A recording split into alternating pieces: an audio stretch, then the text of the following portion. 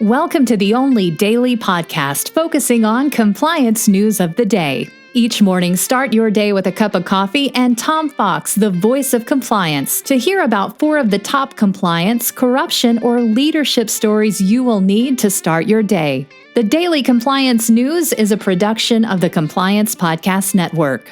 January 15, 2020, the Bridge of Sighs edition. And we start with that lead story from Politico.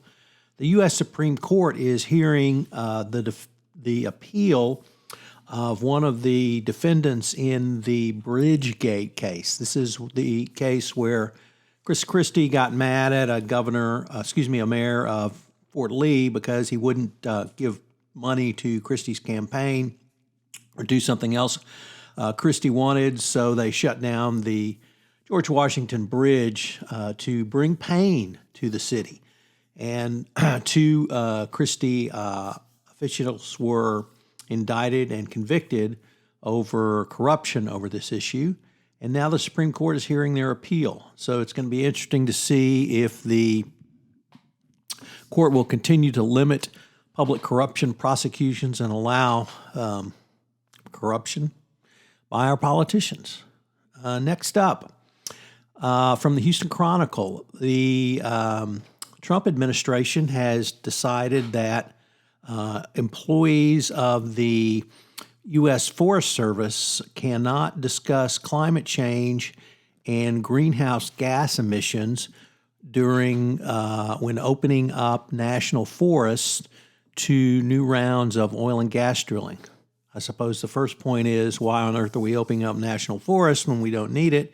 We have a glut of oil and the energy industry's in the tank, but denying sort of the obvious really is a hallmark of the Trump administration. So one more attempt by the Trump administration to deny facts on the ground.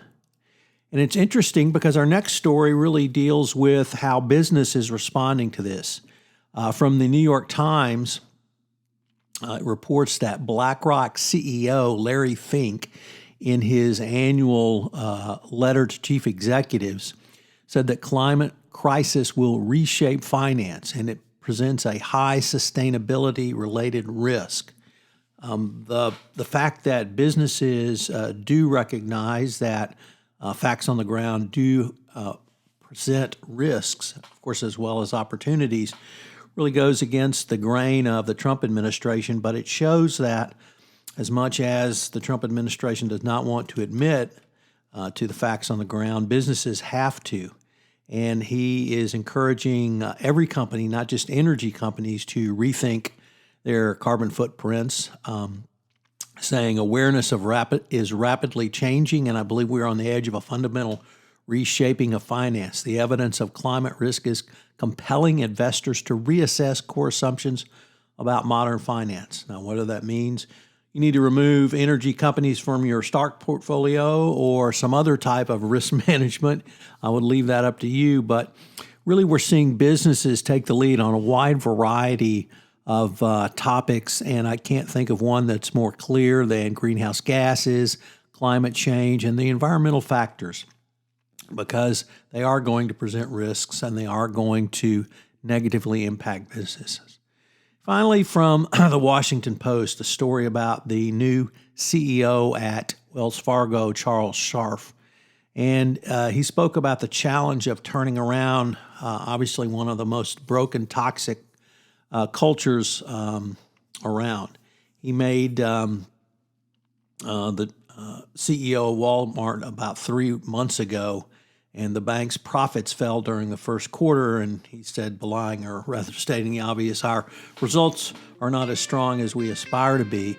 What he really needs to focus on, though, is the culture, because the results are not going to come when you terminate whistleblowers, require people to engage in unethical and indeed illegal acts so that they can simply meet their required mandated goals. So it's going to be interesting to see whether he can do it going forward or not. The Daily Compliance News is a production of the Compliance Podcast Network and a proud member of C-Suite Radio. Thanks again for listening and joining us tomorrow.